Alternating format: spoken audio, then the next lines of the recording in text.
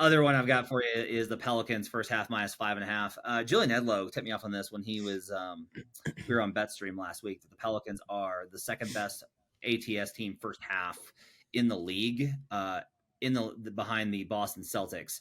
The Pelicans are 31, 17, and 1 ATS first half.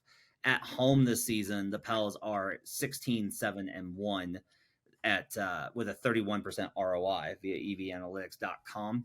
So that was my starting point for this. And then I decided to take a look at how the Pels have done in the first half when they're facing an opponent on a back-to-back.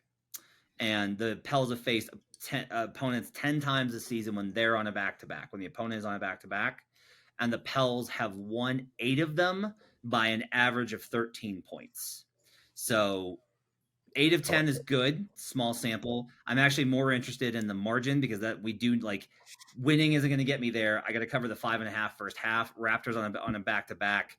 Don't think it's a good matchup for them. They're actually pulling off a shocker here versus the Thunder as we record this currently. They're still leading versus nope. Never mind. Here they come.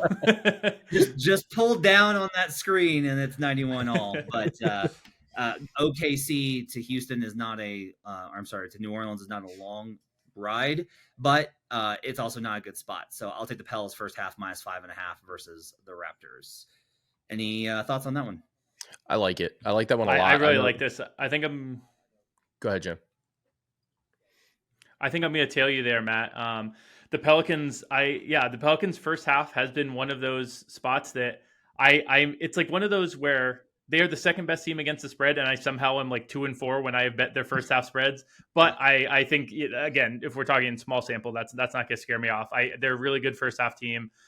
Toronto is not a good first half team. You quoted EV Analytics. If you use that site to look at first half splits, Toronto is among the bottom tier in that group as well. So I really like this. I'm almost certainly going to be tailing you when we hang up here.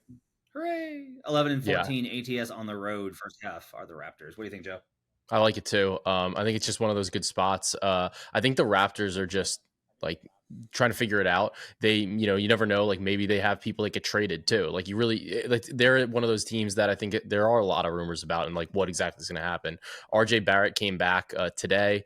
At the time that we're recording this, you have to see if he's even going to play in this game too, whether that's good or that's bad. It depends on probably whether or not you're a Knicks fan.